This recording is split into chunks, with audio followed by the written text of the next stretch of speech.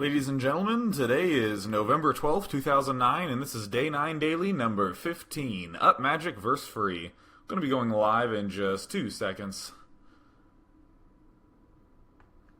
Just gotta get this set up and wait for the audio to sync.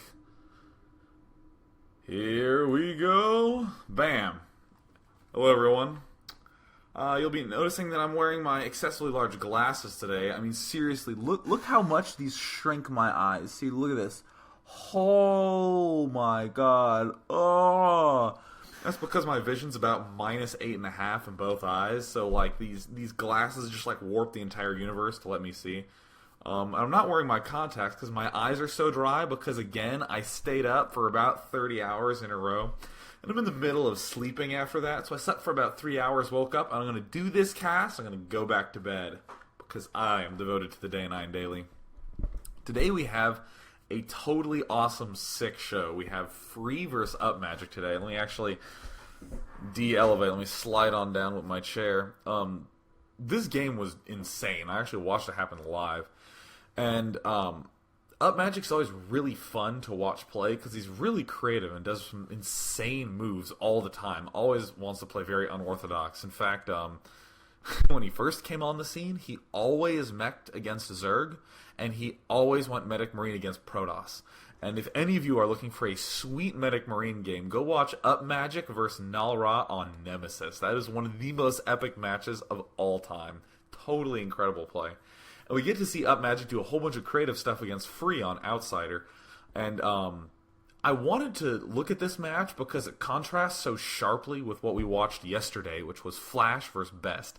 In Flash vs. Best, both players played super passive in the opening. Both of them had these very long-term builds that focused on getting upgrades and all the necessary tech to have some big monster doom push. But in this game, we instead see a whole bunch of insane nutty harassment. So let's go ahead and take a brief look at the map.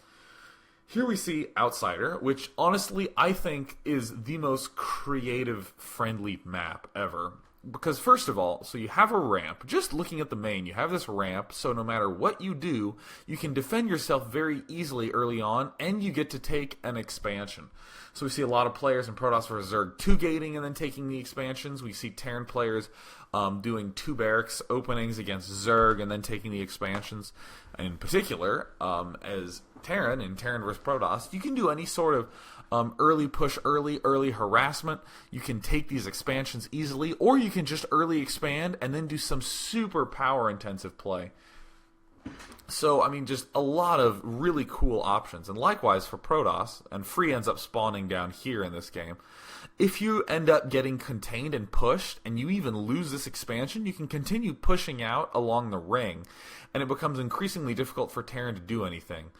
There was, in fact, a very awesome Terran vs. Protoss between Light and Bisu on this match, where Light essentially started off taking some expansions on the side, but focused most of his effort on having a strong middle army. So we saw, Light take all these expansions in the middle, end is natural, as he was pushing out trying to kill Bisu, and Bisu resorted to holding on to the outside. So a lot of cool stuff that can happen, a lot of great openings that are totally reasonable. So let's go ahead and, with that in mind, begin this match and start thinking about some of those sorts of things.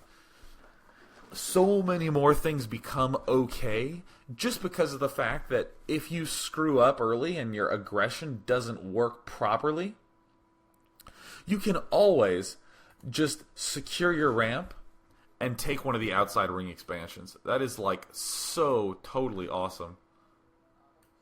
So we have Upmagic spawning here at the left and Free spawning at the right. A lot of cool games have come out of Outsider. I don't actually know what the map statistics are on it. Maybe I have that loaded up here. No, that's Google. Probably couldn't find it using that anyways. You have to go to the wonderful Team Liquid Pro Gaming database, which all of you should check out on a regular basis.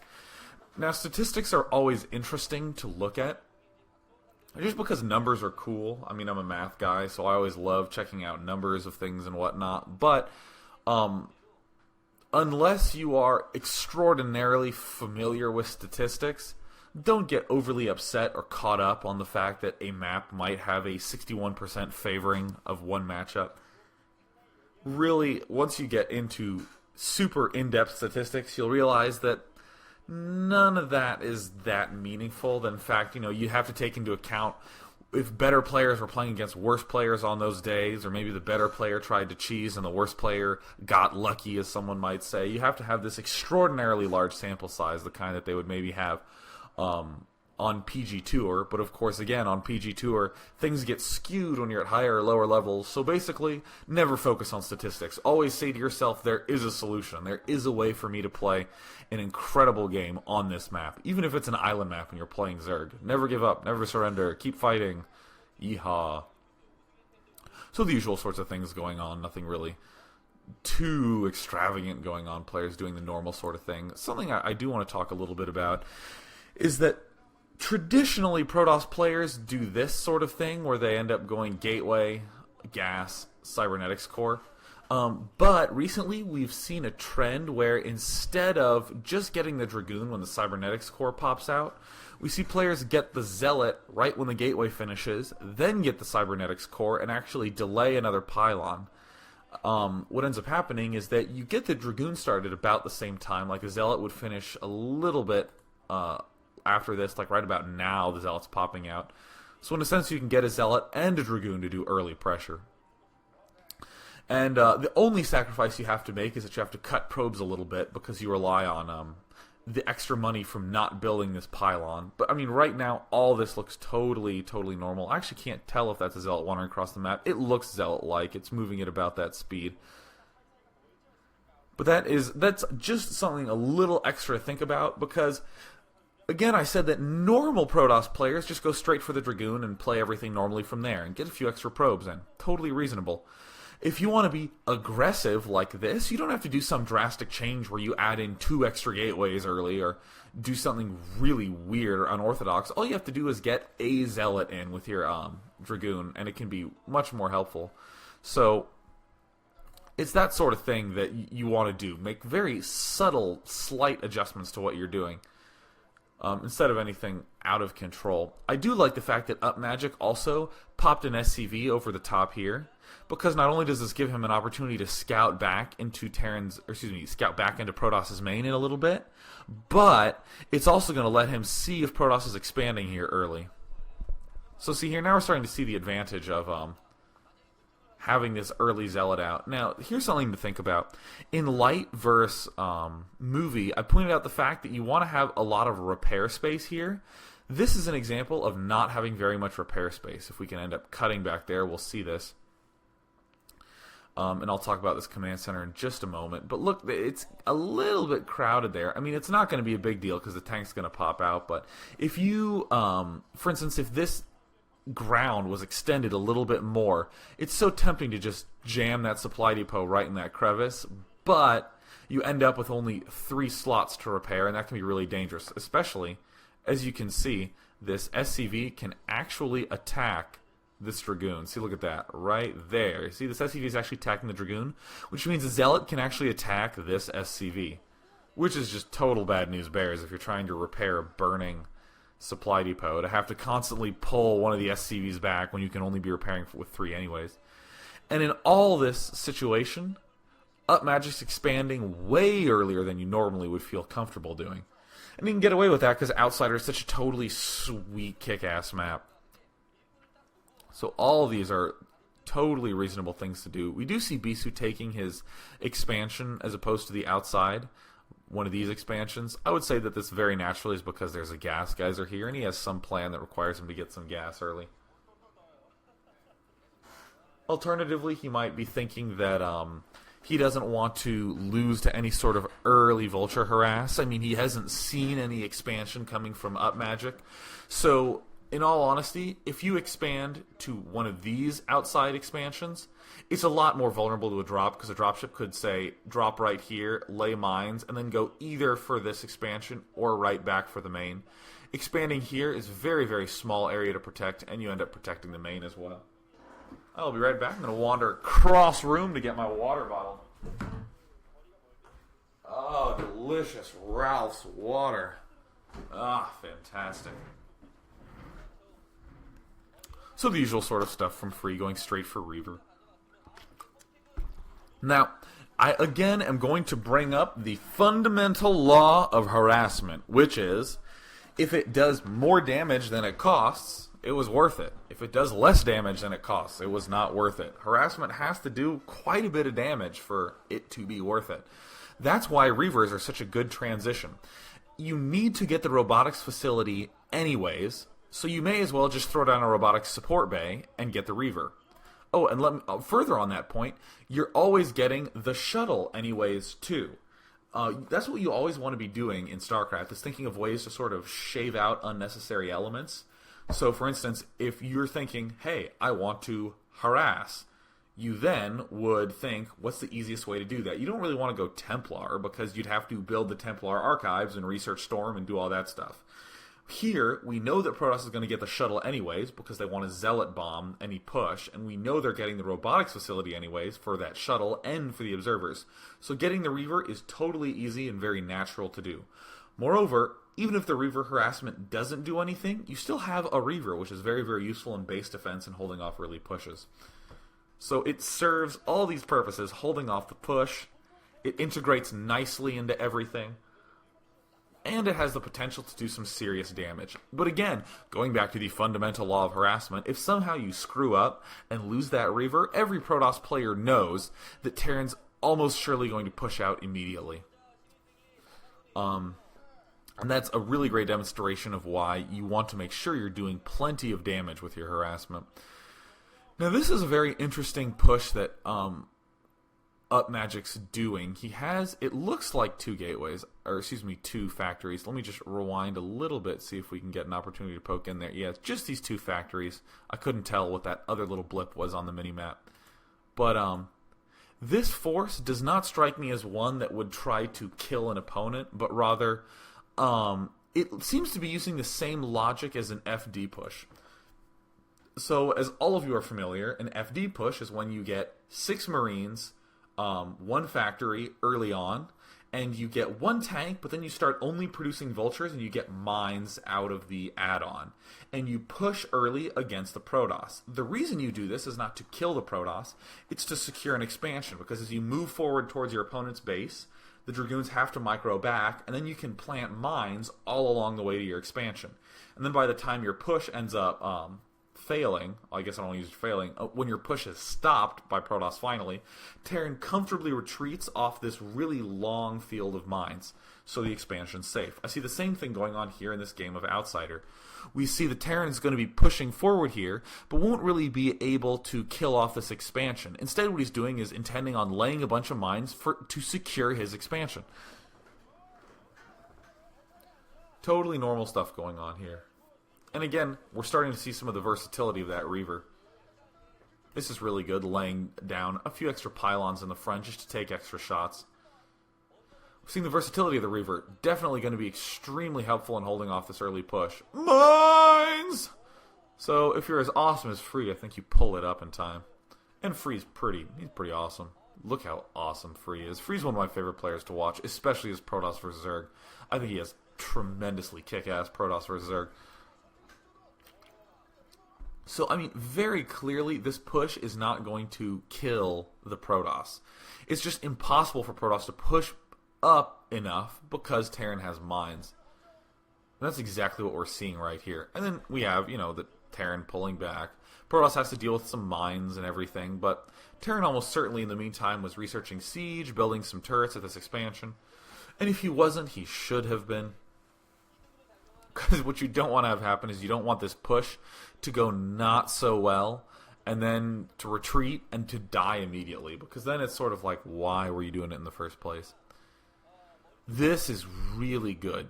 Getting a Wraith, if you have the starport handy, is a great way to demolish a Reaver.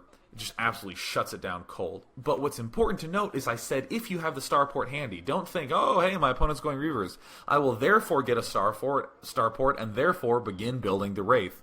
Instead, what you want to do is be going for Dropship harass and say to yourself, if my opponent does go for a Reaver, I'm going to happily get the shuttle and shut that down. So clearly some sort of plan going on for a late-term Dropship or some sort of super fast vessel rush, but I don't think anyone's good enough to pull that off yet. Hooray, Wraith is so good. We're going to see this incredibly weird dropship action going on by Upmagic. And again, I want to reemphasize now that that won't be effective unless it does more damage than it took to start doing that harassment. And Upmagic ends up doing like this 4 dropship play, which is really, really cool and fun to watch. And it always looks like Upmagic might be getting some outrageous advantage, when really he isn't. And that's sort of a lesson in case your opponent is doing something really crazy to you. I mean, like, for instance, if you're Zerg and your opponent's going 2-port Wraith, a lot of times it can feel like you're just getting trashed. But if you just hang in there and focus a little bit harder on holding everything off, you can be almost guaranteed to be in a great position when finally that Wraith harass stops doing anything. So right now we're starting to see a little bit of harassment going on around this outside ring. You can do some very effective harassment behind these just by dropping the Reaver and shooting up across. And you don't even necessarily have to do serious SCV damage. You just need to get these SCVs to pull back. That's why the shuttle harass is doubly effective on this map. Because, once again, if you can ever get in a position where you're behind a mineral patch shooting forward, that's just really, really awesome. Also, just sort of keeping track of these numbers that we see Free doing. He had 4 gateways when he was building his forge, because, again, the outside ring is so vulnerable to any sort of harass. And see, look, here's that dropship harass already starting. These little entrances to the base are just incredibly awesome to abuse. And also something to note, because Outsider is a 3-player map, if Protoss were here, you can just drop right up there and it's safe. If Protoss is here, you can drop right down there and it's safe. If it's a 4-player map, sometimes you can do the hit the top and hit the bottom easy, but hitting your cross-map opponent is going to be really, really difficult. So those are definitely considerations to make. Oftentimes, players will just think about the map in terms of the overall strategy. Like they'll say, oh, hey, early attacking looks good on this map, or early expanding looks good on this map, but they won't focus on how viable the tactics are when positions change. Gaia is actually a great example of that. Just as like a little mental exercise, say if you're in school and you're bored in the CS class, open up Gaia and think about the differences between playing the horizontal positions versus the vertical positions. And you'll know exactly what I mean when you open up that map and see how differently structured the games can end up being on this map. So here's some really nice powering by Upmagic. Let's talk a little bit about Upmagic's flow of game. So if we just focus on the minimap for a little bit, we have Upmagic going 1 factory and expanding super early here, then going 2 factory, being a little bit aggressive and expanding here, going straight for the starport, still on 2 factories, and then doing some harassment down here. Then we see some factories being added on the edge of the map. There's actually an armory that's being built there, and another expansion going down here. Notice how though Upmagic is doing a lot of expanding, there's still more pressuring happening at every step. He has the dropships moving down here later on. Early on, he was moving forward with kind of a small, cute force here. Now he's getting the armories for long-term play while expanding here. All part of that really interesting pressure plus power combo. Harassment plus very long-term play. This 2 shuttle action is totally awesome. Not just on this weird map, but I mean doing it on maps like Destination, where it might be a little bit harder to get back into your main once you've pushed out into the middle of the map. If Protoss suddenly comes out with this 2 shuttle harass, you can start doing some serious damage. Definitely something fun to play with, and again, definitely something that relies on that idea, am I doing enough damage with this build style? Look at this, 4 dropship harass. Now we're starting to have a better sense of why there's only 4 factories with this 1 starport. Because one of these starports is basically acting like a factory. There's constant production of dropships out of it. Now, I am going to point out something. Dropships are useful for 2 reasons on this map. First of all, these outside expansions can be vulnerable if you drop behind the mineral patch. You can shoot here. You can drop directly on this, and Protoss ends up getting funneled through here. So you have a really good opportunity to take out these outside ring expansions. In fact, we did in fact see Upmagic do something very similar against Luxury when they had this really epic game on Outsider. Upmagic's entire game plan revolved around doing some super aggressive drop that literally killed an outside expansion as opposed to just harassing the workers there. That's another good example of Upmagic's mindset here. So that's one, being able to kill these outside expansions. The two is look at this little high ground plateau right here that's right outside the expansion. Very, very narrow, and if you clog it up with units, it's going to be so hard for the Protoss to really do anything. A lot of times what you'll see the Terran players do is you'll see them push to the front of the Protoss base, kill this off, and once they have the Protoss contained here, they'll wander around the map killing off the mains, then they'll start doing some dropping down here to kill off the outside expansions. Upmagic instead is going to take these dropships straight up here, and that's how he's going to begin the containment. And that's also part of the reason why we don't have these excessive numbers. We also have some scanning going on. Always make sure that when you're expanding this much, that you're finding uses for your scan. It's very easy to know what you're doing with just 2 scans. But once you start having 3 or 4 scans from all these expansions, it's very, very easy to kind of forget and to stockpile your scan. So just start spending it, and you'll be surprised how much you can find out. And how much, weird decisions you can make, very extreme decisions you can make in response to what your Protoss opponent's doing. So right here, look at this. Look at this totally kick-ass drop. In Protoss' situation, tons of Protosses freak out, right? A lot of them pull back. It's okay to attack this, especially with these shuttles here. Especially because there's these 4 dropships hanging out. That's quite a lot of money. So even though it might seem economically inefficient to be sacking these Dragoons to kill this off, it ends up balancing out because of the amount of money spent on these dropships. So these tanks almost certainly did quite a bit of damage here. But the fact is, really good positioning and just pounding it apart with shuttle control is worth it. Because the last thing you want is a Terran to have a really nice, well-established siege up on the high ground that's right outside your base. So, let's talk a little bit about this expansion here. If we look at the map, there's always 2 general themes. You can take the center of the map, which would involve taking your expansion, these naturals, and then focusing on another main. Or you can take the outside of the map. And in almost every single game we see one of the players going for the center play and the other player going for the outside play. That said, Free did take this expansion early just because it's so safe to, but that's the only one. He's moving right up here. He doesn't want to expand here because he's seen so many dropships. He wants to expand here, a place that he can defend with his very large center army. So that's something that you might want to incorporate into your play, that idea of, am I going to expand here to the outside, or am I going to expand here to the middle? If I don't see a lot of dropships, I'm expanding to the outside. If I do see a lot of dropships, I'm expanding to the middle. It's a very, very easy decision to make and a very, very useful one to make as well. More cool action here. Now, Free is the master of shuttles. Free has done some really sexy stuff with shuttles where he's been contained on Medusa and gone like 8 shuttle dropship against the Zerg, and it's so fun to watch. This is another key thing to do with harassment, is to make sure that you're cutting off the reinforced paths. But see, look how good Free is about continuing to make shuttle. He ends up with about 4 or 5 shuttles this game, just bouncing all around the map, making sure he can counteract these dropships. You don't really want to be making 4 shuttles anyways, because really the Arbiters end up serving the same purpose that shuttles would for aggression. But in terms of defense, getting shuttles is totally okay because you get all this added mobility against a Terran who does have way more dropships than normal.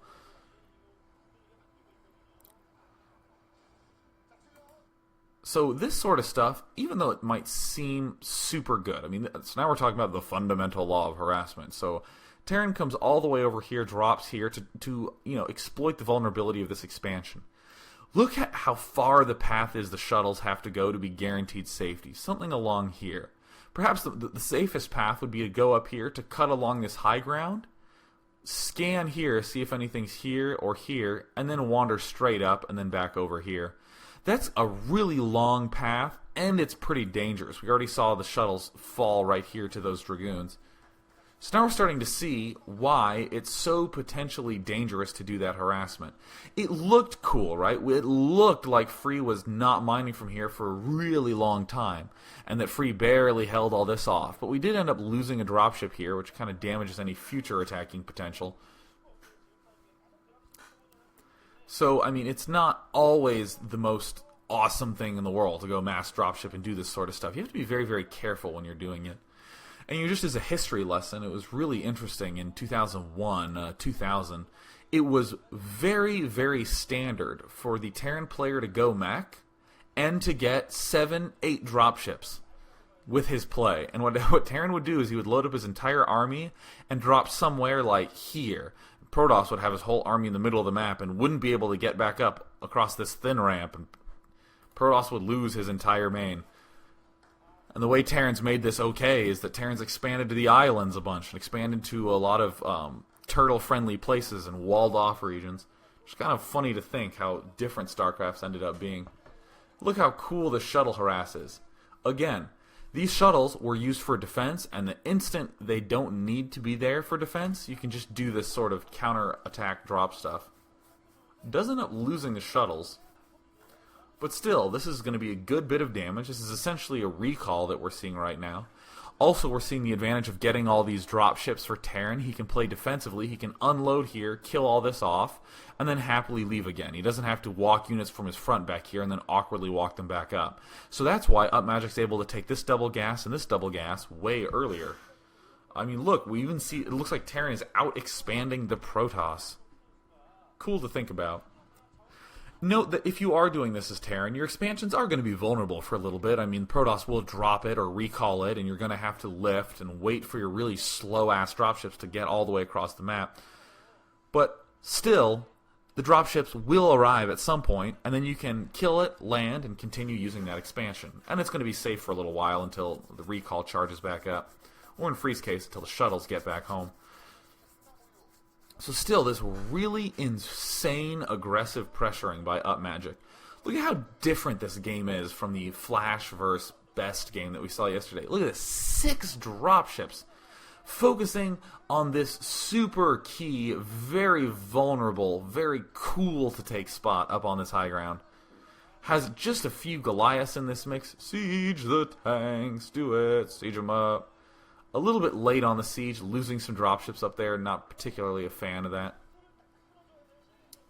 But we can see how dangerous this is potentially for the Protoss player. Free really needs to focus hard on killing this off. That's why he's just letting these Dragoons fire up the high ground, take a ton of extra damage, because killing it off is so important. It's almost like on Arkanoid when Terran players love dropping in those little crevices right next to the Protoss main. So Protoss would sack tons of Dragoons and get all these shuttles to kill it off. That map was just bullshit. That's actually the only map where we see Corsairs become standard part of play. Corsairs and Disruption Web was the only way Protoss players could figure out how to hold that off. And then they would transition smoothly into Carriers or into Arbiters very, very early on.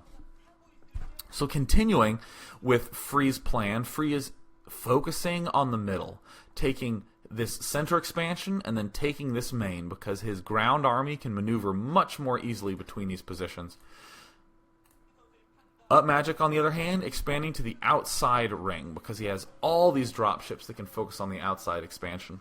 Now, we also see how to make use of all those extra command centers and all those extra scans. We need to make sure our dropships have clear paths, and too many players think that you just rely on luck when you have all these dropships. No, you just want to be scanning like a madman, just checking out what's going on. It's always really fun to watch 2 players play a high-level Terran versus Terran when you're standing behind them, because I have never seen more scan go on in my life. I mean, the players may as well vision each other after 10 minutes into the game, because you have so many command centers, you can always find out what's up. And look at this macro. Look at how low that money is. Yes! Look, he's almost max, but super, super low money. And the instant he's getting close to max, look, he's adding on more gateways. Very, very, very smart thing to do. Players will sometimes wait 2 to 3k after they've been maxed to start adding on the gateways, but Free does it right when he gets maxed.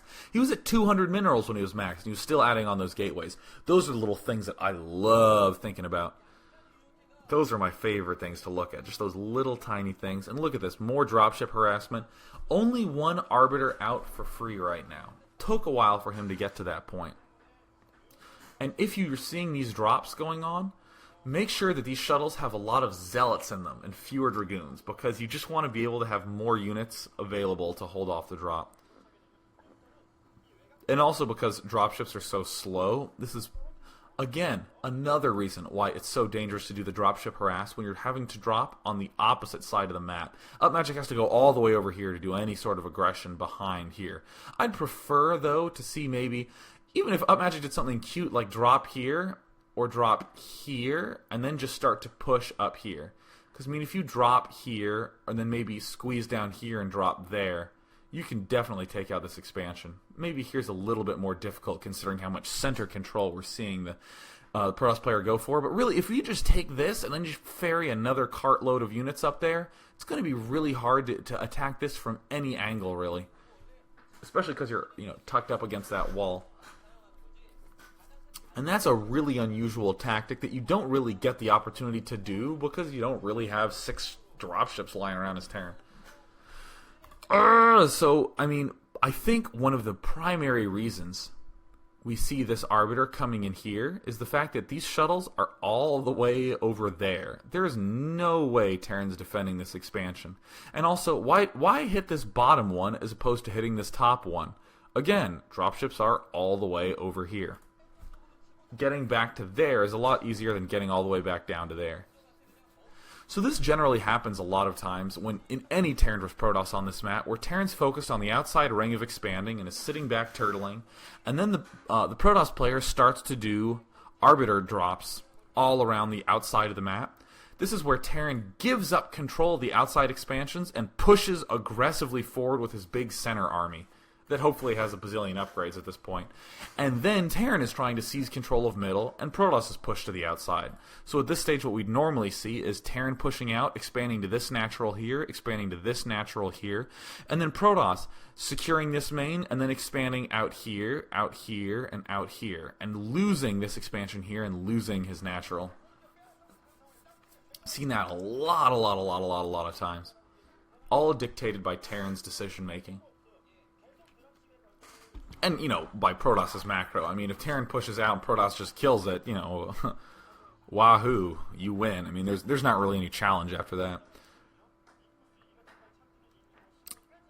But when we look back at this army, we're going to see how not big Upmagic's army is.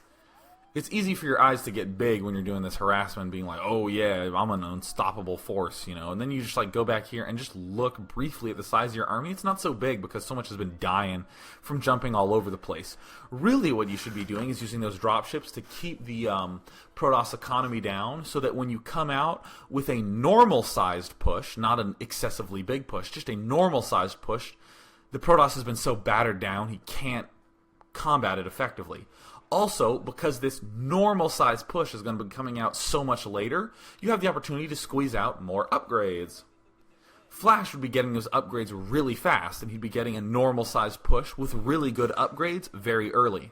In this case, you're getting a normal size push with better upgrades way later, and you're just hoping that the Protoss economy, in this case, is a lot weaker. Hey, we're seeing more use for these shuttles. We had an Arbiter drop down here. Didn't have to wait for recall. Up here, we just got to send shuttles. Terran further just abandoning control of the outside ring, going for a big center game push. Note though, not that much pushing going on from Terran. Still has to play a little bit defensively. This timing got a little bit screwed up here. And also the recalls sort of, got on Upmagic's nerves, because now Upmagic's having to pull all these units back to not die in his main, and he isn't getting the opportunity to push forward.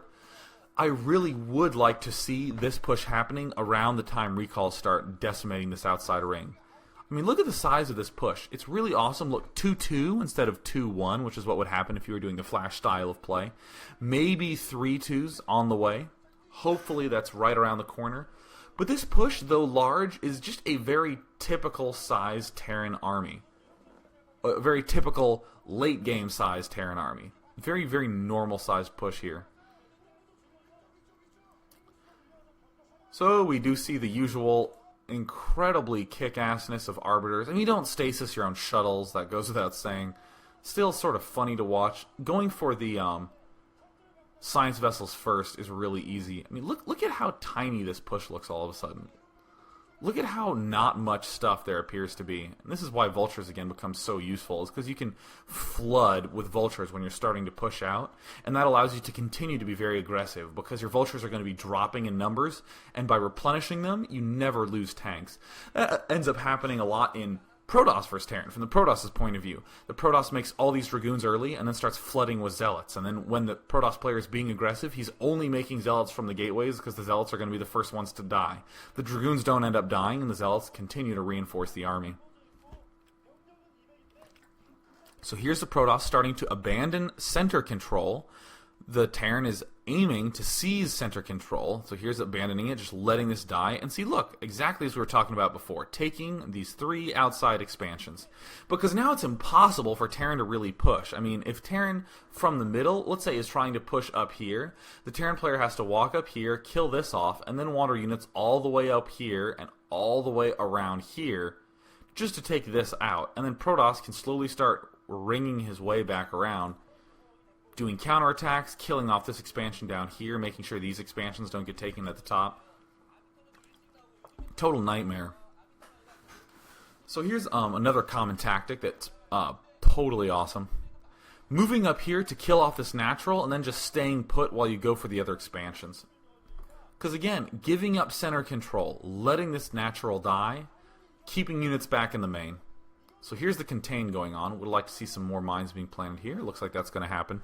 And now we're going for this other expansion. You also see this style of play a whole lot on Colosseum, where players will push towards the opposing main, get that high ground advantage, and then just sit outside the main, picking off the other expansions one at a time. Nothing more than this going on here. This push should still be a little bit stronger than it actually is. I don't like the fact that all these tanks abandon here. This actually is just mines outside the front. Really would like to see some more action going on down there. This game's still pretty close, but Free, I think, is in a much more comfortable position just because he's pulling back and building up a greater economy. I think a really actually good tactic would be to, now that you've secured this area, to drop some tanks there. That's going to really put the hurt on any Dragoons trying to come down there. And instead of leaving tanks out there, you drop here and pull the whole rest of your army up there. I think that would be a totally awesome play. Totally. Look at that positioning. Look at this wonderful positioning by Protoss. So we're seeing him push up. Okay, I'm going to try to rewind just so I can pause this at the oh-so-right time. Look at this positioning. This is so great. Look at this cannon wall. Oh, awesome. There's going to be almost no space for Terran. Okay, I didn't quite pause it at the right time, but really this is the amount of space that Terran has when he wants to walk up. If he crosses about this line, he's going to get shot at by this wall of cannons. So it becomes really hard to push up here. Typically, Protosses will use cannons to defend from Vulture harass, but here we have an example of the cannons really delaying this push a lot. All these tanks are kind of forced to siege on this low ground until these high ground tanks can really take stuff out. So Protoss can crunch in here, kill off the high ground tanks, and pull back out again. And these cannons are going to be very, very, very helpful for this. Again, if there were some tanks on the high ground here, this contain would have been going a lot better. Looks like some more dropping and maybe recalling, but probably shuttle play, preventing this expansion from mining. So Protoss is just pretty much letting this fall, is not stressing. Ooh, that was an unbelievably good recall. Even without that recall, if we just look at the minimap, Free can continue pulling back into this outside ring and hitting it at really opportune times and letting his economy build up from these 3 crucial expansions. Even so, this push is still effective, still hanging in there. Maybe a little bit too much stuff died in those last 2 seconds, and I spoke a little bit too soon. But this would have been much scarier if this expansion would have been secured earlier. So in my eyes, with all that fancy 4 dropship harass going on, Upmagic didn't quite do enough damage, because when the Arbiter recalls did start, I didn't see an immediate push to seize control of the center. I saw this sort of camping, hanging out, waiting a little bit, and then moving out after these outside expansions were dead, then securing this. A little bit of a tactical error here, but definitely lost this expansion. This expansion was never taken at all. That should have definitely been the focus of Terran at this point. And where are all these dropships? Where did the dropships go? I mean, I haven't seen... The instant this huge push happened, the dropships seem to have disappeared. Normally, as I was saying earlier, the Terran player takes these outside expansions, takes here, and then as Protoss is expanding about, Terran suddenly comes out with this doom push and ends up losing control of the outside and seizing control of the center. Same thing was going on here with Upmagic. Again, he delayed it and went for stronger upgrades and a later army with this big combo harass, but it would have been great if he'd moved out with this huge army and then taken one dropship up here and unloaded some tanks, and then one dropship down here and unloaded some tanks. That would not have been a huge economic commitment, but really the only outside expansion that would have been safe for free would have been this one, and this huge death push would have almost certainly seized control of the middle, as we saw it do now. See, look at this. There's the dropship. The dropship is so late. That dropship needs to have come out way earlier. Because what you want is Protoss to be like, oh my god, I have to deal with this death push. I couldn't possibly deal with this harass right now. And end up just having to sacrifice this expansion. But here, Protoss pretty much has lost this, is comfortable with that, is preparing to defend these outside expansions. But really, the attacks are almost happening one at a time. Big push, right when the big push is starting to fade off. Here comes the harassment, right as the harassment is starting to fade off. Here comes some expanding and maybe another push. It's just not going to cut it. We're starting to see the economic difficulty of Upmagic's early position. He put so much money into harassment that he now hardly has any money to continue controlling the center. And look, this expansion, here's what I call a hope expansion. You don't have any units, so you just hope your opponent doesn't find it. An icky situation to be in. So I really admire Free's ability not to panic in this situation. Just comfortably gets a whole bunch of speed shuttles. Very good response to get all those speed shuttles. Not only for defense, but he continued to make sure he was able to make them aggressive units as well. Doing droppings on these expansions while he was doing recalls down here. Oh, see, look at this. Where was this when the big push was coming out? Look at that, because not only do you kill off this, but you also secure this top expansion for yourself. Really would have liked to see that. And very clearly Freeze won right now. Which bums me out, because it's always so fun to watch Upmagic play. And if you watch some of Upmagic's more typical standard games where he doesn't do anything weird, such as his games against Poussin on Longinus in the OSL, I believe it was the OSL quarterfinals, or maybe it was just the OSL qualifiers, like, you just see how incredible of a player Upmagic is when he just plays very safe and very stably. He does like these aggressive players. Look at the sweat dripping off the intensity. Oh, that's good television. Man, they really want us to look at him biting his lower lip. And Free just sort of hanging out. Seriously, Free just has the gapingest mouth I have ever seen when he's playing. He's like up there with the ranks of I Love Uv and Haya. I'm always embarrassed to think about what I look like when I'm playing StarCraft. Because I know I suck on my tongue like really hard, so my lips start to pucker while I'm playing. And like halfway through the games, I'll notice this sometimes, how tired my tongue is, and I'll just be like, God. I actually spent a really long time weeding that out, and it hardly happens anymore, but still occasionally it squeezes its way in there. Try to get rid of those nervous tics, as funny as they may be. So, just sort of wrapping this game up. Free going in for the jugular, killing stuff off. First major attack on Free's front. First major attack. Free just secured the center here early to deal with the dropships. And then when this push came out, he expanded out to these 3 expansions and waited for Terran to starve himself. Totally reasonable game plan. Totally. Any of you interested in playing Drinking Day 9 Daily? Whenever I say words like beautiful, wonderful, or, you know, totally, again is another word I say forever. That's when you take a drink of Coca-Cola, of course, because we're a non-alcoholic channel here. But we see GGG. The good games, nothing too exciting happening in those last few minutes. So let's go ahead and do the mini-map focus, because that's oh so telling and oh so educational. Early expansion coming here for Upmagic. Very, very early. And I'll be unmuting chat right now so you guys can start formulating amazing questions in the friendly yellow font. So we do see this expansion coming down here very early. Free focusing on taking the middle. Moving forward a little bit. Here is this push from Upmagic geared towards securing this expansion. Not geared towards killing off the opponent. Moving right along, we see this Free is taking the outside expansion. He's not moving forward too early. He's also expanding, this is very important, to the one opposite his Protoss opponent. He's not expanding to this one here.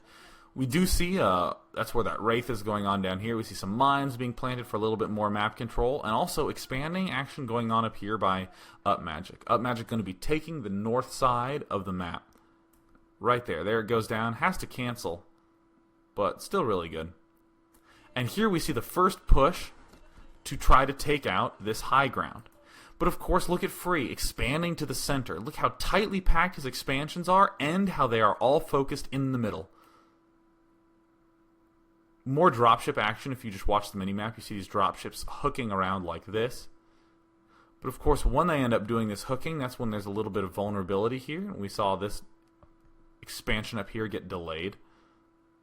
More expanding to the outside. Here is the shuttle drop going on at this top side. And look, Free is really not going to be pushing into Upmagic's front. Free is going to be playing very, very defensively. Look, continuing to expand to the middle, which is based on center map control. Upmagic expanding to this outside ring because of his outside ring control. Here's yet another huge drop to try to secure this.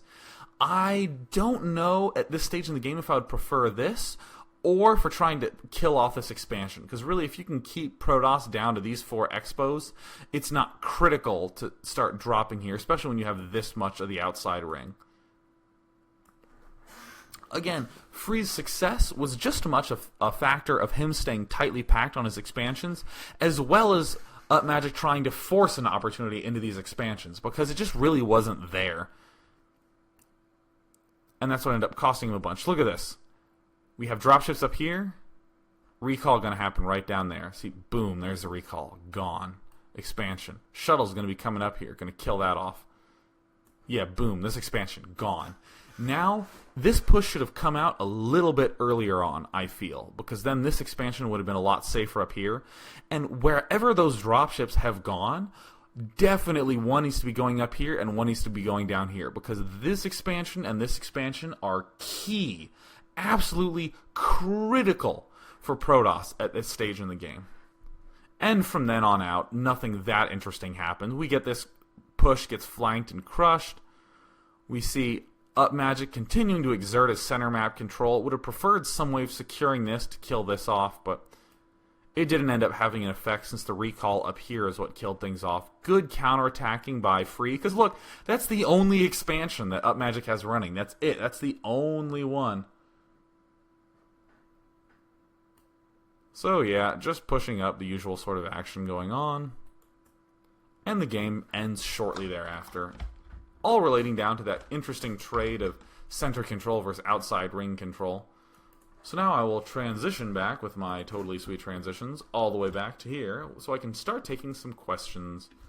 So again, if you guys would be so kind as to post in the yellow, because that sticks out to me oh so much. So, Zepish asks, do you think constantly producing shuttles to completely shut down the mass dropship harass is a good strategy? So it would help you to take the outside expansions. This is very true.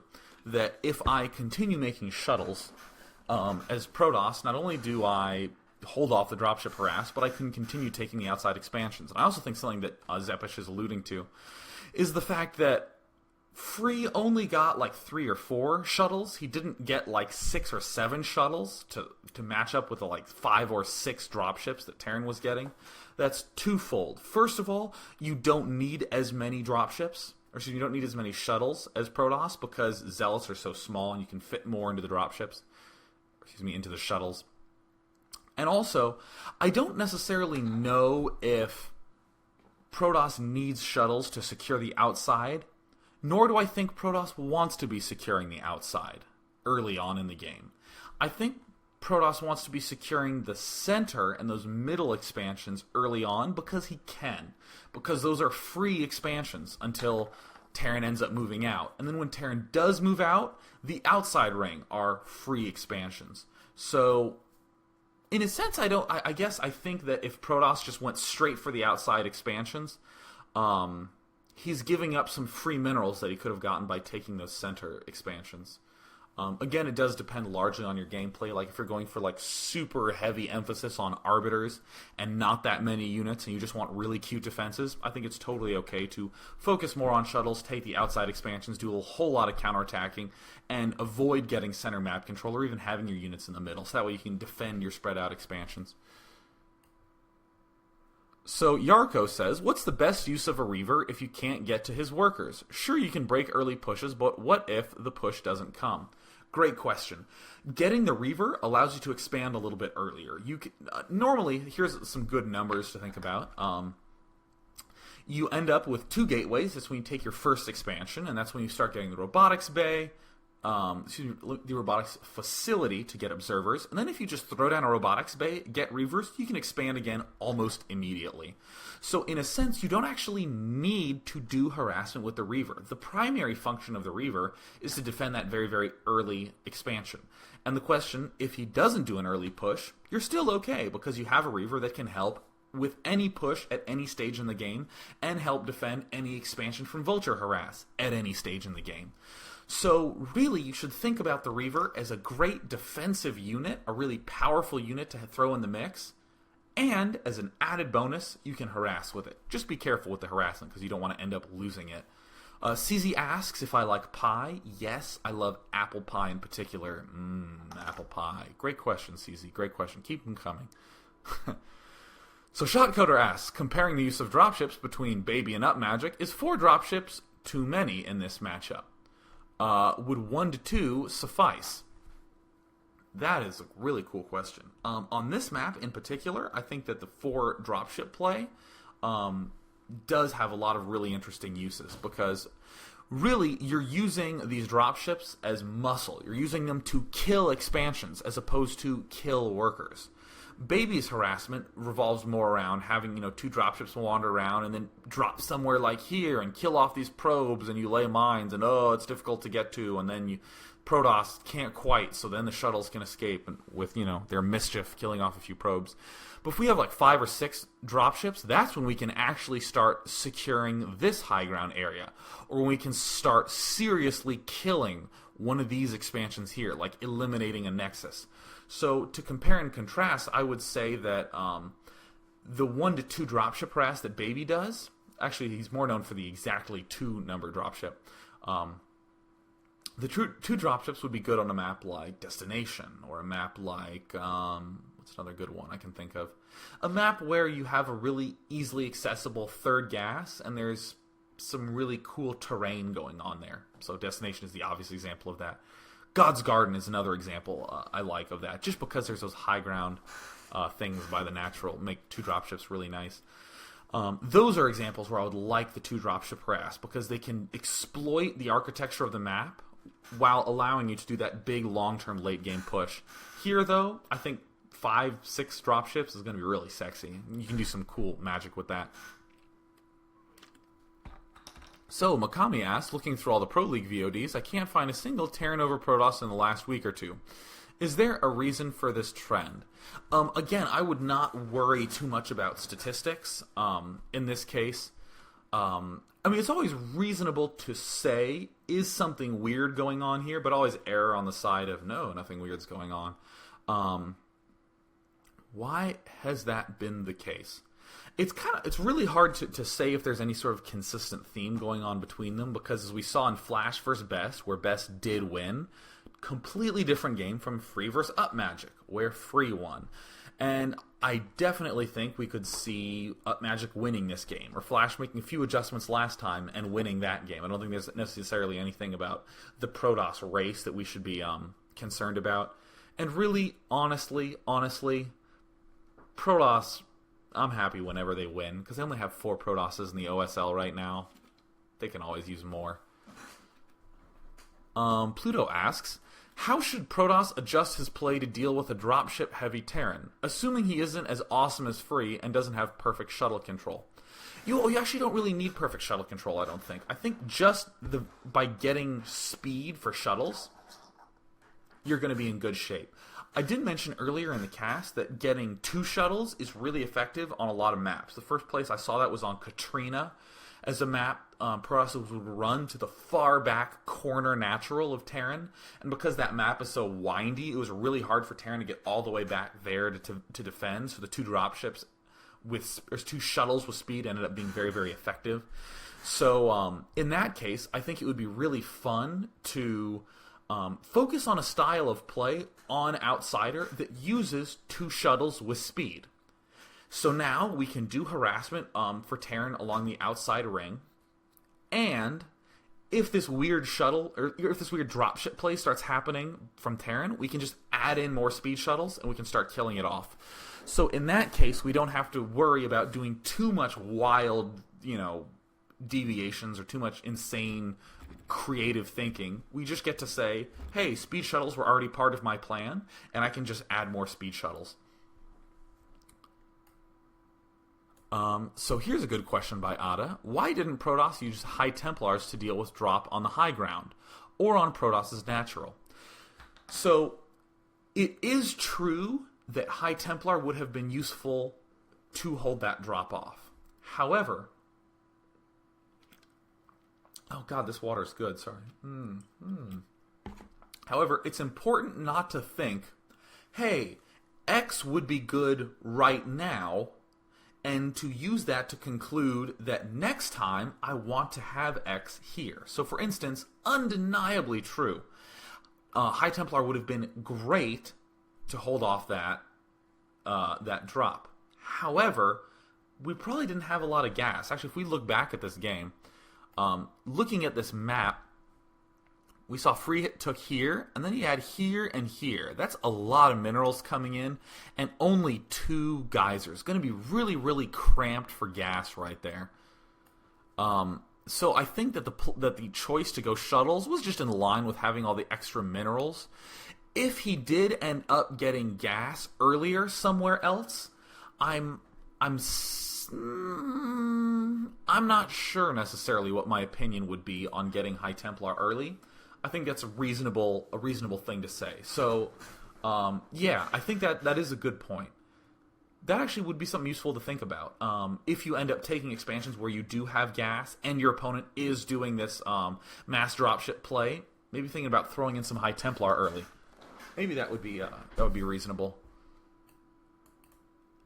All right, so I'm getting so many good questions, but there's a lot of guys who I end up answering the same questions to. So I want to make sure that I can spread out a little bit. Oh, this is such a cool question. Okay, here's some creative thinking from Noodles. It says, do you think that Protoss should have gotten some Corsairs? Hey, all these dropships are coming out. You can use the Corsairs to kill them off. And Disruption Web would definitely be useful in those tight, hard-to-reach places. Ooh, what do I think about that? So right now, let me explain what is going on in my head. Almost any time when you ask me, Sean, what do you think about the following? If I don't have some sort of automatic response for it, I'll always spend a really long time thinking. I'll always kind of go, Because again, I want to think about how would you lead up to Corsairs and not die in that process leading up to Corsairs? What would the Corsairs accomplish in the moment once you do have them? And then, what happens after you get all the Corsairs? What do you do with it? So in the after category, I immediately want to go, well, could Protoss transition more easily to carriers? Maybe. So that's starting to feel a little bit reasonable as well. That definitely means that Terran's going to have a hard time holding the outside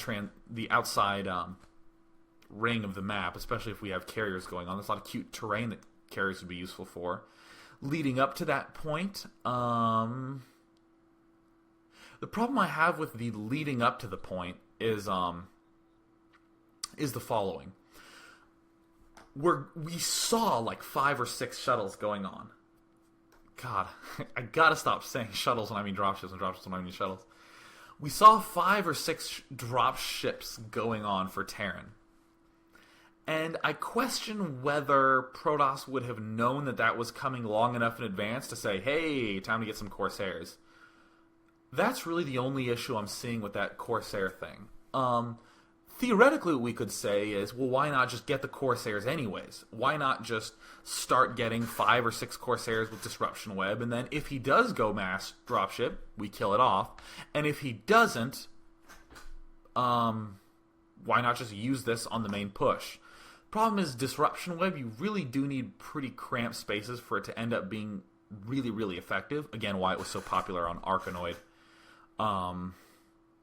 So yeah, I think that is the main thing to think about. So what I would say is, I'm never going to say, totally horrible, don't do it, you're an idiot. I never want to do that because I don't. I actually think it's a really creative question.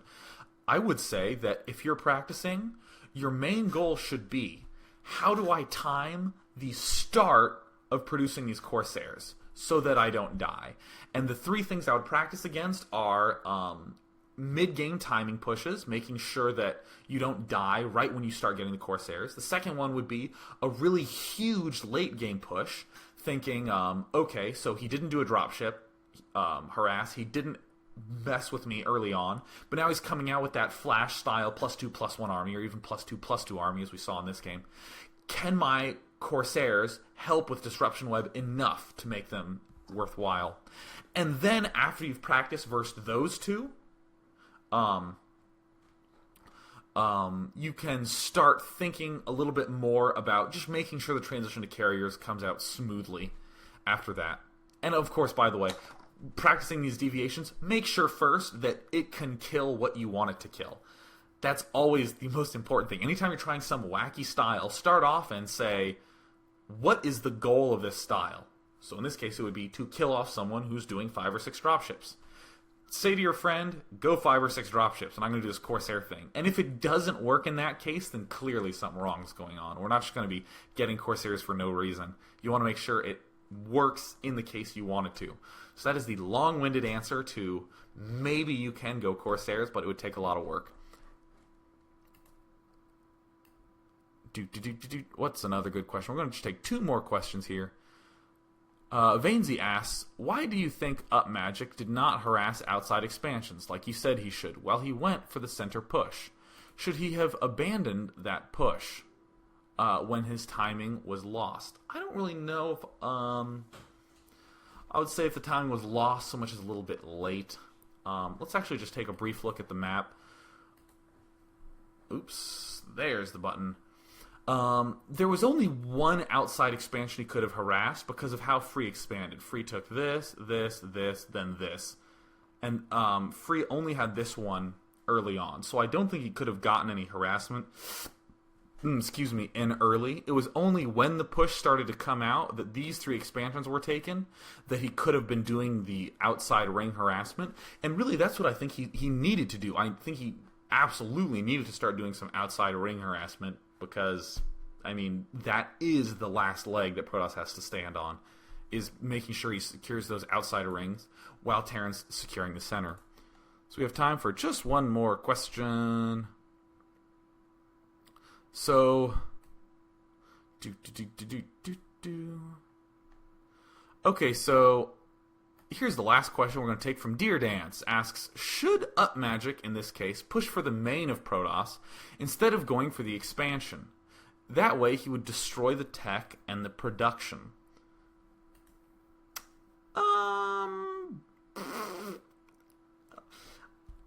I think the biggest issue I have with it is map related here. So if we look, So imagine we have Upmagic pushing all the way here, and then he's pushing up into the main. This is kind of a hard, narrow place to squeeze into.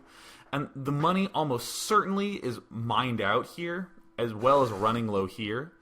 And Protoss can rebuild a whole bunch of gateways up here.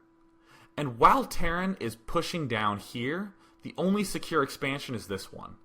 Really, Terran is doing this. So here's the only secure expansion. But if you can push here and kill this off, and then secure this area, and then move north here, this expansion is suddenly safe as well. And you don't need to spend all this time killing off the production centers when you can much more hastily kill off these expansions because there's fewer buildings here.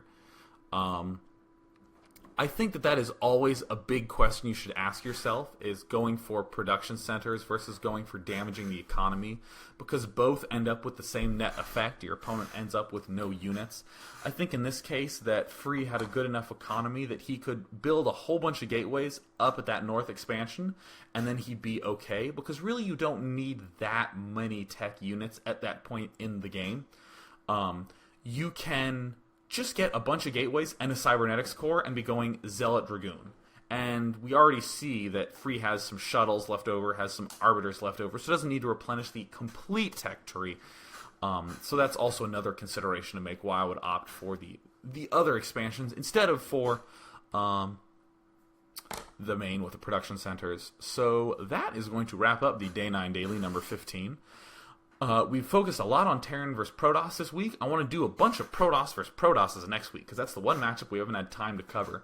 And also, I'm going to start doing some branching out of these Day 9 Dailies. So there's 3 things we're going to start doing. One is reviewing classic games, because the thing is, people tend to think that we went from bad StarCraft to correct StarCraft. And even though I would say the players of today will easily rape the players of many years ago, there are bits of truth and really useful things to think about when you look at some old school games. Like, for instance, in Hogel vs. Free on Byzantium, we saw that Hogel did this old school style Mutalisk Lurker. And the Mutalurker thing is something that we've been seeing in tons of Zerg vs. Protosses nowadays. And it's actually something that I stuck with throughout the entire 5-hatch Hydra thing, purely because I just didn't like 5-hatch Hydra. Occasionally I would do the 5-hatch Hydra thing, but just didn't really like it so much. And I'm not saying that, oh, I'm so smart, I was ahead of the curve. I'm just saying that I liked this old school style because I was aware of it. And so many players joined the community in 2006, 2007 that if you look back, not many players are even aware of some of the stuff that other players did. So that's the first thing. The second thing is that I want to start taking in games from you guys and reviewing the replays from your point of view, so that way we can look at games from lower levels of play. Because honestly, it's really important to know improving fundamentals and improving micro and macro and responses and that sort of thing. So it would be really great to do something like watch 5 D players replays, and then watch 5 C players replays, and then watch 5 B players replays, and do that as a Monday, Tuesday, Wednesday thing. And by the way, for any of you saying, when can I send you my replays, I will definitely be making an announcement in the thread when that thing starts to come around the corner. That'll probably be in about 2 weeks I'll be doing that. And the third and final thing I'll end up doing is to do a straight map analysis, to do something like, hey everyone, let's take a look at Outsider, and then I would bring up this screen and say, hey, alright, let's think about all the matchups here. Let's focus on how this outside ring can be used in Zerg vs. Protoss. Let's focus on the outside ring that can be used in Zerg vs. Terran and that sort of thing. And that way we can explore 2 or 3 maps in depth and the sort of things that I think are important to think about anytime you're looking at a first map. So that is going to wrap up the Day 9 Daily number 15. And we're readily approaching 20. I have almost like 20 hours now of video on the internet. Woo! So yeah, gonna keep doing it. Thanks so much for tuning in, everyone, and wish me luck as I eagerly go to sleep. Peace out, everyone.